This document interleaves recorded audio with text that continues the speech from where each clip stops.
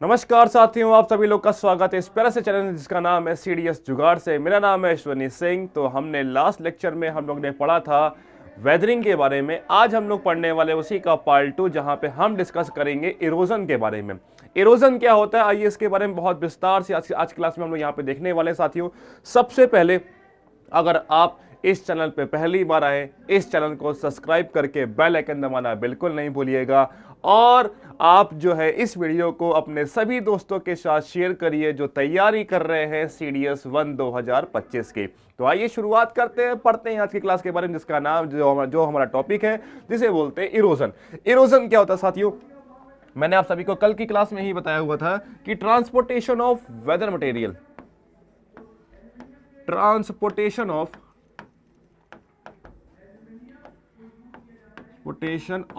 Weather material, weather material is called erosion. तो weather material का जो ट्रांसपोर्टेशन होता है, इसी को हम लोग यहाँ पे क्या बोलते हैं, इरोजन के नाम से यहाँ पे जानते हैं। तो फिर से एक बार, transportation of weather material is known as erosion. मतलब फॉर एग्जांपल, एक पत्थर है, उस पत्थर की वेदरिंग हो जाती है। एक पत्थर है, ये पत्थर बहुत सारे हिस्सों में टूट जाता है। अब ये जो टूटे वाले हिस्से हैं, ये किसी भी माध्यम से, अभी वो माध्यम होगा उसको हम लोग देखेंगे, किसी भी तरीके से एक जगह से दूसरी जगह चले जाए। फॉर एग्जांपल, पानी इसको यहाँ से यहाँ ले जाए, हवा इसको ले जाए, या फिर कोई भी कारण से ये यहाँ से यहाँ चला जाए, इसी को ट्रांसपोर्टेशन को, जो यहाँ से जब वो वहाँ से यहाँ आएगा, इसी के ट्रांसपोर्टेशन को हम लोग क्या बोलते हैं, इरोजन के नाम से यहाँ पे हम लोग जानते हैं। ठीक है, तो इरोजन क्या होता है, उम्मीद आप सभी को यहाँ पे क्लियर हो गया होगा। ट्रांसपोर्टेशन ऑफ वेदर मटेरियल, जो टूटी हुई चीजें होती है उसका जो ट्रांसपोर्टेशन करते हैं एक जगह से लेकर के दूसरी जगह, इसी को हम लोग क्या बोलते हैं, इरोजन के नाम से यहां पे हम लोग जानते हैं।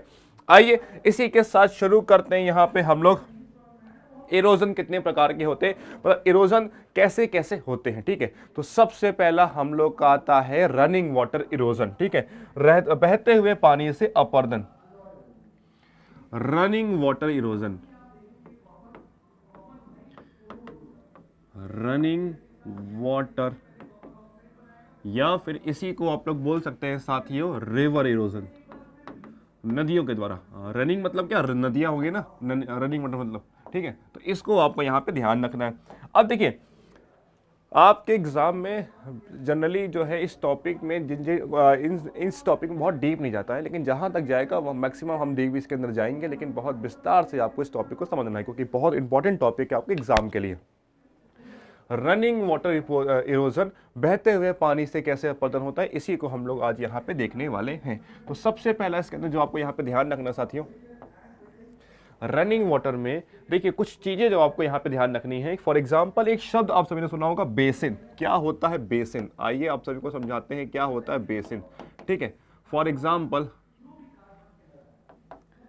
Basin,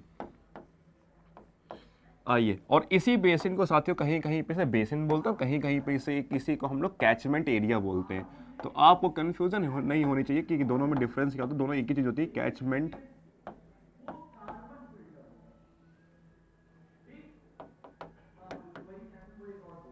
catchment area. तो आइए बात करते हैं क्या होता है बेसिन और क्या होता है कैचमेंट एरिया। इसके बारे में आज हम लोग यहाँ पे डिस्कस करने वाले हैं। ठीक है, देखिए फॉर एग्जांपल, मान लेते हैं एक नदी है, एक बहुत विशालकाय नदी है, एक बहुत विशालकाय नदी है, ये एक नदी है, बहुत विशालकाय नदी है, ये नदी है, और एक छोटी नदी है। इस छोटी नदी का पानी जो है यहाँ से ऐसे आ रहा है, और इस छोटी नदी ने अपना सारा पानी किसको दे दिया, इस बड़ी नदी को दे दिया। तो ये जो छोटी नदी है साथियों, वो इस बड़ी नदी की क्या होगी, ट्रिब्यूटरी होगी। ठीक है, तो सहायक नदियां क्या होती है, सहायक नदियों को ही हम लोग इंग्लिश में ट्रिब्यूटरी बोलते हैं साथियों। जब छोटी नदियां आ करके अपना पानी किसको दे दें, इस बड़ी नदी को दे दें, तो इस बड़ी नदी को हम लोग, जो ये छोटी नदियां हैं, ये क्या है, इस बड़ी नदी की ट्रिब्यूटरी है, सहायक नदियां हैं। तो इसको आपको यहाँ पे ध्यान रखना है। ट्रिब्यूटरीज क्या होती हैं, जब बड़ी नदी जब छोटी नदियां अपना पानी बड़ी नदी को देती हैं, तो इसी को हम लोग ट्रिब्यूटरीज के नाम से यहाँ पे जानते हैं। एक शब्द और होता है जिसे हम लोग बोलते हैं डिस्ट्रीब्यूटरी। वो क्या होता है, जब बड़ी नदी से छोटी सी कोई एक नदी निकल जाए, इसी को हम लोग डिस्ट्रीब्यूटरी के नाम से यहाँ पे जानते हैं। एक एग्जाम्पल देखते हैं साथियों, आपने देखा होगा गंगा नदी है, गंगा की बहुत सारी ट्रिब्यूटरी जैसे गोमती, घाघरा, गंडक जैसी बहुत सारी नदियाँ जो है उसकी ट्रिब्यूटरी हैं। तो ये सब गोमती, घाघरा, ये सब क्या उसकी ट्रिब्यूटरी हो गए। वहीं पे हुगली नदी जो है वो गंगा की क्या डिस्ट्रीब्यूटरी, तो हुगली जो होगी उसकी डिस्ट्रीब्यूटरी निकल जाएगी। तो इसको आपको यहाँ पे ध्यान रखना है। इतना सबको क्लियर हो गया। आइए एक चीज और होता है, ये नदी होता है, इस नदी और उसकी सहायक नदियों के आसपास के एरिया को, the area covered by river and its tributary is known as catchment area, और बेसिन के नाम से इसे हम लोग यहाँ पे जानते हैं। ठीक है, जो एरिया कवर करती है सहायक नदी और नदी, उसके आसपास के एरिया को ही हम लोग, उस आसपास के क्षेत्र को ही हम लोग जो है कैचमेंट एरिया के नाम से या फिर बेसिन के नाम से या फिर हिंदी में से द्वाब के नाम से इसे हम लोग जानते हैं। चलिए एक शब्द और आपको यहां पे ध्यान रखना है, जिसे हम लोग बोलते हैं वाटरशेड। वाटरशेड,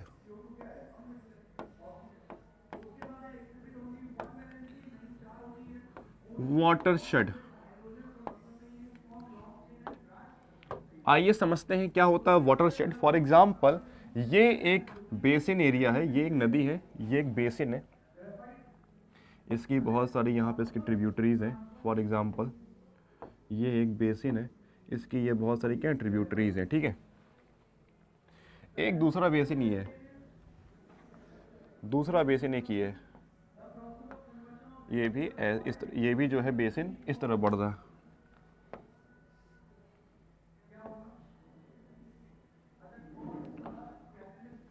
ठीक है, ये सब इसकी ट्रिब्यूटरीज है। अब देखिएगा ये दो बेसिन एरिया है, इन दोनों बेसिन के एरिया के बीच में यहाँ पे एक पहाड़ी है, ये एक पहाड़ी है, माउंटेन है। तो ये माउंटेन क्या कर रहा है, दो पहाड़ियों को, दो बेसिन एरिया को अलग कर रहा है।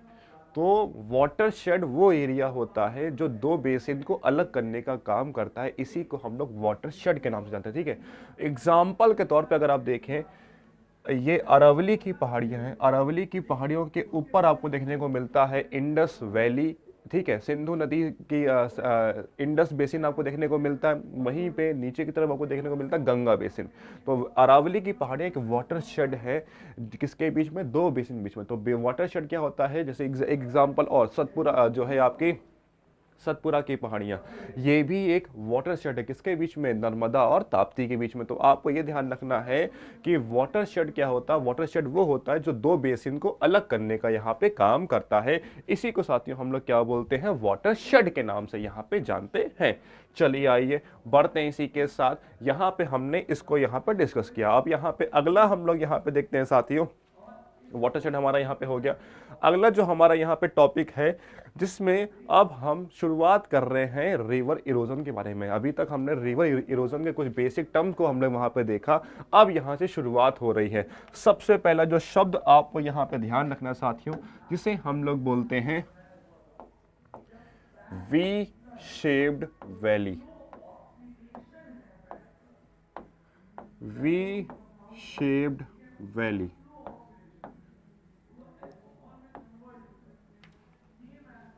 आइए समझते हैं क्या होता है वी शेप्ड वैली। वी आकार की घाटी, आप लोग ने आमतौर पे असल में देखा होगा, जो पहाड़ होते हैं साथियों कुछ ऐसे होते हैं, ऐसे होते हैं पहाड़। अब ये जो पहाड़ होते हैं साथियों, अगर इनको आप बहुत ध्यान के साथ अगर आप देखें तो ये पहाड़ है, इस पहाड़ से फॉर एग्जांपल इस पहाड़ के ऊपर यहाँ पे ग्लेशियर है, ये बर्फ जमी हुई है, मान लीजिए ब्लू वाला जो है ये बर्फ है पूरी। ठीक है, आइस जो है यहाँ पे ये जमी हुई है, कहाँ पे, पहाड़ के ये सबसे ऊपर वाले हिस्से पे।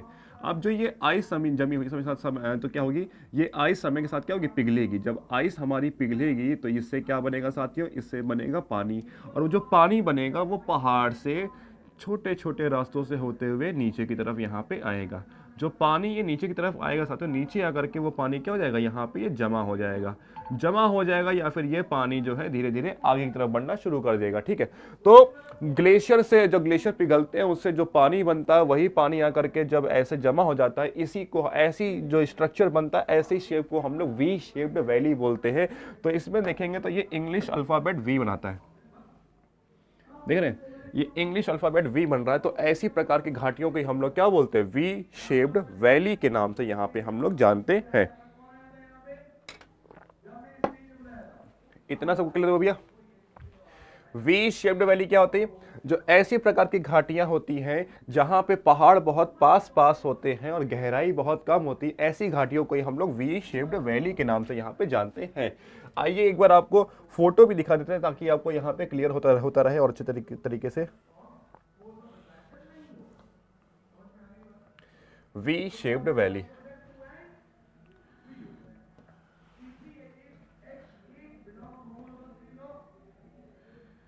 वी शेप्ड वैली देखिए,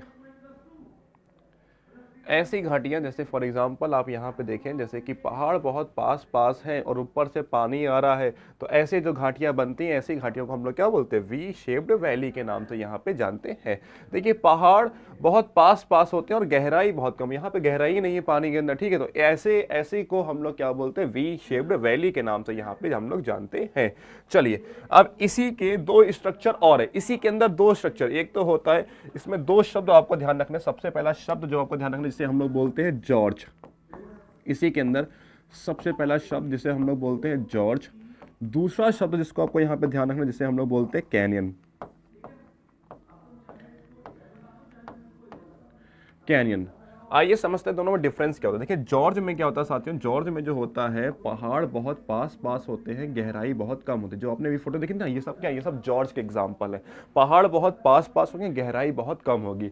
कैनियन में क्या होगा साथियों, पहाड़ों के बीच में आपको दूरी देखने को मिलेगी और बीच में आपको जो है गहराई भी देखने को मिलेगी। तो यहाँ पे गहराई भी होती है और पहाड़ों के बीच में दूरी भी होती है। यहाँ पे पहाड़ खत्म नहीं होता तो दूसरा पहाड़ स्टार्ट होता है। यहाँ पे क्या होता है, एक पहाड़ हमारा खत्म नहीं होता है, उसके बाद बीच में आपको थोड़ा सा गैप दिखेगा, फिर यहाँ पे कैनियन देखने को मिलेगा। तो जॉर्ज और कैनियन में ये डिफरेंस होता है, जॉर्ज एक छोटा वर्जन होता है, कैनियन एक बड़ा वर्जन होता है। तो इसको आपको यहाँ पे ध्यान रखना है। इतना सबको क्लियर हुआ साथियों। आपसे पूछेगा कि हिमालय रेंज में हमको क्या देखने को मिलता है, जॉर्ज या कैनियन, तो हिमालय रेंज में अभी हमको केवल जॉर्ज देखने को मिलता है। ठीक है, इतना सबको क्लियर हो गया साथियों। चलिए आइए बढ़ते हैं इसी के साथ, अगला टॉपिक यहां पे हम लोग देखते हैं। तो इसके अंदर सबसे पहले आपने देखा वी शेप्ड वैली, इसके बाद दूसरा शब्द जो आप सभी को यहां पे ध्यान रखना, जिसे हम लोग बोलते हैं वाटरफॉल। वाटरफॉल,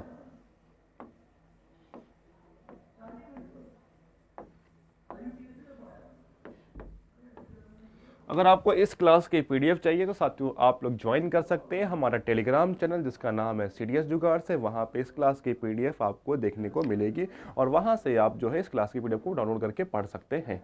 आइए बढ़ते हैं इसी के साथ, वाटरफॉल के बारे में हम लोग यहाँ पे पढ़ते हैं। देखिए वाटरफॉल क्या होता है,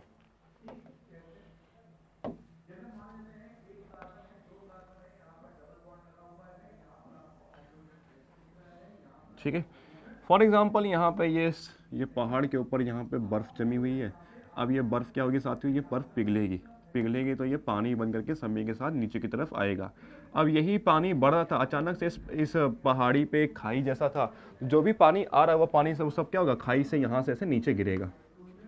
ये जो ये गिर रहा है, इसी को साथियों हम लोग क्या बोलेंगे, इसी को हम लोग यहाँ पे बोलेंगे कैनियन के नाम, सॉरी इसी को हम लोग बोलेंगे वाटरफॉल। क्या बोलेंगे, वाटरफॉल के नाम से यहाँ पे जानेंगे।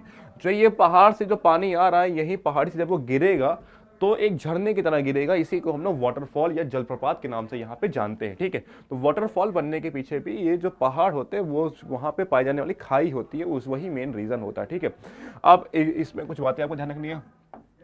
वर्ल्ड इंडिया का सबसे हाईएस्ट वाटरफॉल कौन सा है, तो वो कुंचिकल वाटरफॉल है। कुंचिकल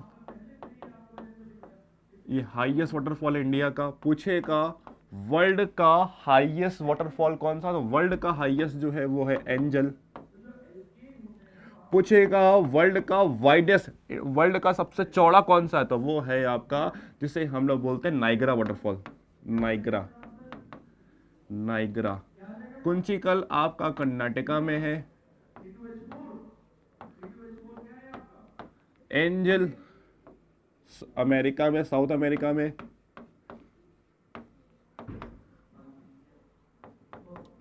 दूसरा नाइग्रा आपको देखने को मिलेगा अमेरिका और कनाडा के बॉर्डर पे। America and Canada border. इस चीज को आपको यहाँ पे ध्यान रखना है। ठीक है साथियों, इतना सबको समझ में आ गया? इसमें किसी कोई दिक्कत?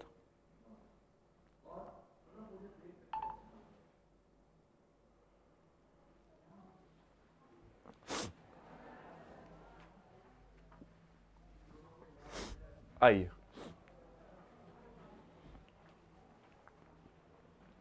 बढ़ते हैं इसी के साथ अगला यहाँ पे देखते हैं। पहला हो गया हमारा वाटरफॉल। इसके बाद जो हमारा अगला होता है साथियों जिसे हम लोग यहाँ पे बोलते हैं वाटरफॉल के बाद जिसे हम लोग यहाँ पे बोलते हैं तीसरा,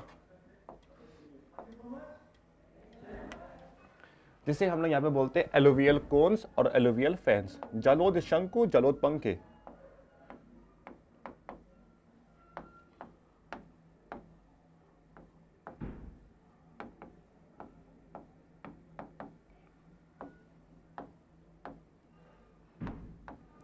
एलुवियल कोन्स, एलुवियल फैंस। आइए समझते हैं क्या होता है एलुवियल कोन्स और एलुवियल फैंस। इसको हम लोग यहाँ पे विस्तार से डिस्कस करते हैं। देखिए फॉर एग्जांपल, जब पहाड़ से नदियां जब पहाड़ों से आती हैं ना, जहाँ पे पहाड़ खत्म होते हैं मैदान शुरू होता है, तो साथियों पहाड़ों पे ऐसे स्लोप होता है, मैदान में तो स्लोप होता नहीं है, प्लेन्स पे। तो नदियाँ पहाड़ों से अपने साथ लाया हुआ सभी सेडिमेंट्स, कंकड़ बालू पत्थर, वो क्या करती हैं, जहाँ पे प्लेन्स स्टार्ट होते हैं वहाँ पे ले आकर के वो इकट्ठा कर देती हैं। और जब वो प्लेन्स पे इकट्ठा करते हैं, जो यहाँ पे इकट्ठा करते हैं, इसी को जब वो यहाँ पे ये इकट्ठा करते हैं साथियों, तो ये जो है आपकी एक शेप बनाते हैं। फॉर एग्जांपल ये पहाड़ है, इस पहाड़ के बाद से यहाँ से ये प्लेन स्टार्ट हो गया। अब नदियाँ जो ऊपर से अपने साथ सेडिमेंट्स लाई होंगी, वो सब सेडिमेंट्स क्या होंगे, जहाँ पे पहाड़ खत्म हो रहे होंगे, जहाँ पे प्लेन स्टार्ट हो रहे होंगे, वहाँ पे अपने साथ लाया हुआ सारा सेडिमेंट जो है नदियाँ इकट्ठा कर देंगे। और जब ये इकट्ठा करेंगे तो एक शेप बनाएंगे। कैसी शेप बनाएंगे? कोन की शेप।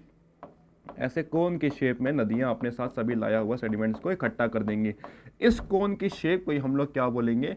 नदी ऊपर से आ रही है, इसने अपने साथ जो भी लाया सेडिमेंट है सब यहाँ पे से इकट्ठा कर दिया। किस शेप में? कोन की शेप में। तो इसी फॉर एग्जांपल तौर पे एग्जांपल और देख लीजिए, मेरे हाथ में बालू है, इस बालू को मैं यहाँ से ऐसे गिराऊंगा तो कैसे करेगा? जो बालू जहाँ गिरेगा एक ही जगह पे, तो वैसे कोन की शेप ले लेगा। ठीक है, तो ऐसी कोन की शेप को हम लोग क्या बोलेंगे? एलुवियल कोन्स बोलेंगे।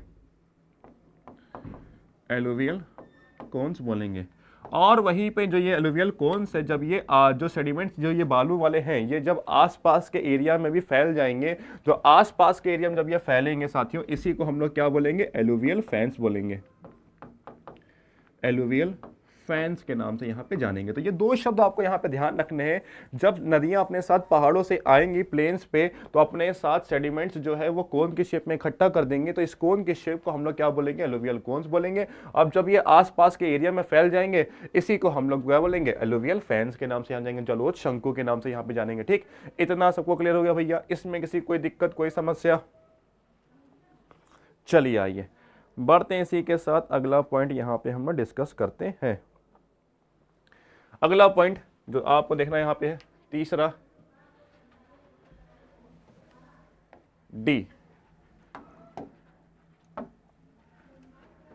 डी जिसे हम लोग यहां पे बोलते हैं साथियों, जैसे ही नदियां अब प्लेन्स, अभी तक पहाड़ों पे थी, अब नदियां कहां पे आ गई? प्लेन्स में आ चुकी हैं। सबसे पहले आपको देखने को मिलेगा मेएंडर्स। मेएंडर्स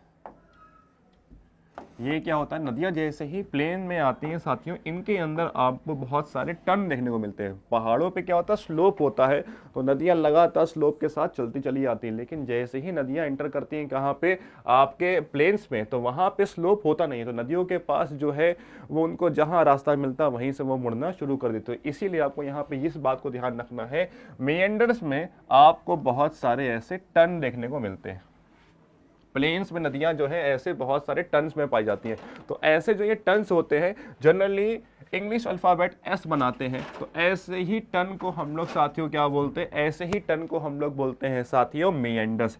जो ये एस शेप की जो नदियों में मोड़ आते हैं ना, इसी को साथियों हम लोग क्या बोलते हैं? मेएंडर्स के नाम से यहाँ पे जानते हैं। ठीक है, तो सबको क्लियर हुआ क्या होता है मेएंडर्स? जो नदियाँ होती हैं जब वो एस शेप लेती हैं, इसी को हम लोग मेएंडर्स के नाम से यहाँ पे जानते हैं।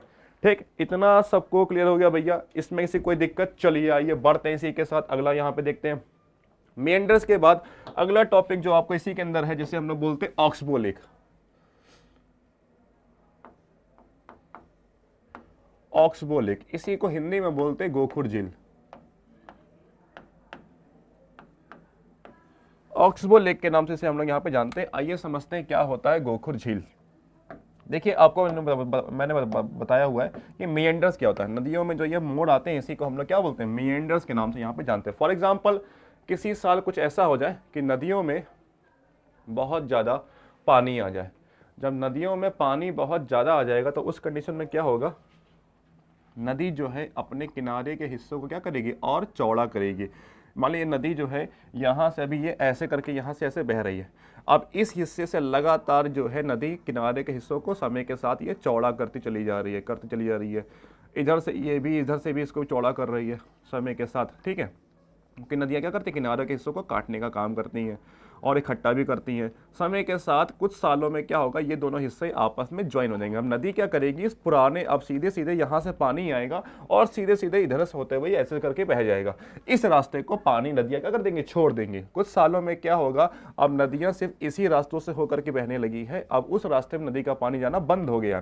तो समय के साथ नदी अपने साथ लाया हुआ सेडिमेंट्स इन किनारे के हिस्सों पे वो इकट्ठा करती चली जाएंगी, तो ये हिस्सा, ये रास्ता बंद हो जाएगा। ऐसे ही करते करते कुछ सालों में ये भी रास्ता क्या हो जाएगा, बंद हो जाएगा। मतलब पहले नदी इस रास्ते से बहती थी, लेकिन अब नदी ने अपना रास्ता चेंज कर लिया है, अब नदी दूसरे रास्ते से बह रही है। तो इस कंडीशन में जो पुराना रास्ता होता है, जहां पे नदी पहले बहती थी लेकिन वहां पे अभी भी गड्ढा है, उस गड्ढे में जब बारिश का पानी गिरेगा तो वो भर जाएगा, तो ऐसे ही एक झील बन जाएगी। ऐसी झीलों को हम लोग क्या बोलते हैं, ऑक्सबो लेक के नाम से यहाँ पे जानते हैं, गोखुर झील के नाम से यहाँ पे जानते हैं। इसका सबसे बड़ी एग्जांपल कौन सी लेक है, वुलर लेक। भारत की सबसे बड़ी मीठे पानी की झील वुलर लेक इसका सबसे बढ़िया एग्जांपल है। कहाँ पे देखने को मिलती है ये, जम्मू कश्मीर में। कौन सी नदी इसको बनाती है, झेलम नदी, झेलम। तो इतनी बातें आपको इसके अंदर यहाँ पे ध्यान रखनी है। ओके एवरीवन, चलिए आइए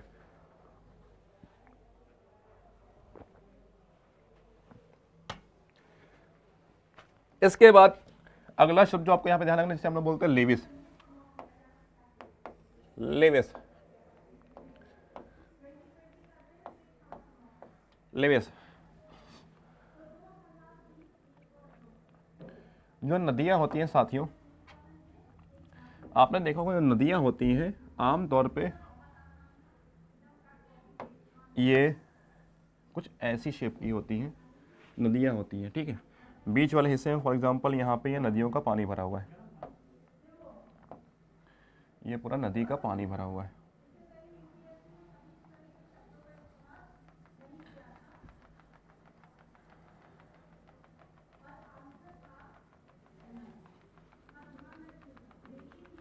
ये सब क्या, नदी में पानी भरा हुआ है, ठीक है।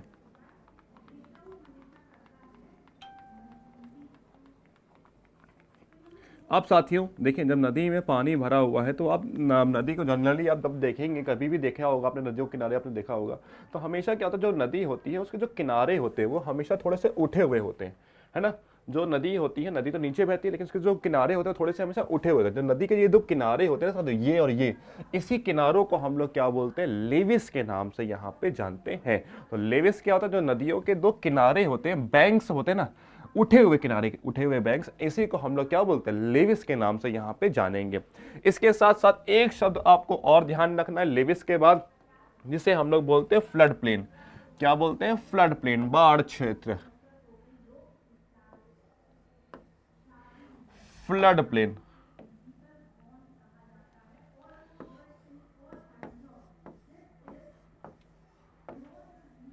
बाढ़ क्षेत्र, फॉर एग्जाम्पल नदी में आमतौर पे पानी पहले इतना ही था, एक समय ऐसा हुआ नदी में बाढ़ आ गई, नदी का पानी का लेवल यहां तक चला गया।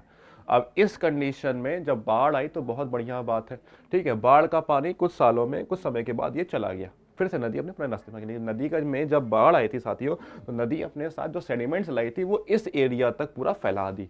तो यहाँ की मिट्टी क्या हो गई, फिर से एकदम नई बन गई। और उसके बाद जब बाढ़ का पानी गया तो यहाँ की मिट्टी बहुत ज़्यादा उपजाऊ बन गई। तो ऐसे एरिया जहाँ तक बाढ़ का पानी जाता है, इसी को हम लोग फ्लड प्लेन के नाम से यहाँ पे जानते हैं। ठीक है, तो लेविस क्या होता है, नदियों के दो किनारे होते हैं। फ्लड प्लेन क्या होता है, नदियों के जो ये नदियों का पानी जहाँ तक जाता है उसी को हम लोग बाढ़ क्षेत्र बोलते हैं, फ्लड प्लेन के नाम से यहाँ पे जानते हैं। आखिरी जो है लास्ट टॉपिक इसके अंदर जो हमारा है वो है, जिसे साथियों हम लोग यहां पे बोलते हैं डेल्टा। डेल्टा डेल्टा क्या होता है, आइए इसके बारे इसको हम लोग यहां पे समझते हैं। जब नदियां जो है, अभी तक आपने देखा पहले पहाड़ों पे थी या प्लेन्स पे, अब नदियां क्या होंगी, समुद्र के पास जाकर के वहां पे गिरेंगे। जब नदियां समुद्र में गिरती हैं साथियों, तो वो क्या करती हैं, वो डेल्टा बनाती है। अपने साथ जो भी लाया हुआ सेडिमेंट्स है वो समुद्र में गिरने से पहले इकट्ठा कर देती हैं, उसी को हम लोग डेल्टा के नाम से यहाँ पे जानते हैं। और ऐसे जैसे एग्जाम्पल तौर पे गंगा नदी आ करके ब्रह्मपुत्र के साथ बनाती है विश्व का सबसे बड़ा डेल्टा, जिसे बोलते हैं सुंदरबन डेल्टा। सुंदरबन डेल्टा के नाम से यहाँ पे जानते हैं। तो डेल्टा क्या होता है, नदी अपने साथ लाया हुआ जो सेडिमेंट्स होती हैं उसको बहुत सारे हिस्सों में बांट देती है, उसी को हम लोग डेल्टा के नाम से यहाँ पे जानते हैं। कितने प्रकार के होते हैं इसको अभी हम लोग आगे डिस्कस करेंगे, ठीक है, बाद में नेक्स्ट क्लास में डिस्कस करेंगे। अभी बस आपको ध्यान रखना है, इसे डेल्टा बोलते हैं। ठीक है, इसमें एक जंगल में, जहां भी डेल्टा मिलता है वहां पे हमेशा आपको एक जंगल मिलता है। ऐसे जंगलों को हम लोग क्या बोलते हैं, मैनग्रोव फॉरेस्ट। Mangrove forest. तो इतनी बातें आपको यहाँ पे ध्यान रखनी है रनिंग वाटर इरोजन के अंदर। तो इसी के साथ साथियों आज के इस टॉपिक को यहीं पे देते हैं विराम, और नेक्स्ट क्लास में हम लोग इसके आगे के वेदरिंग को हम लोग वहाँ पे देखेंगे। तब तक के लिए जय हिंद, जय श्री महाकाल।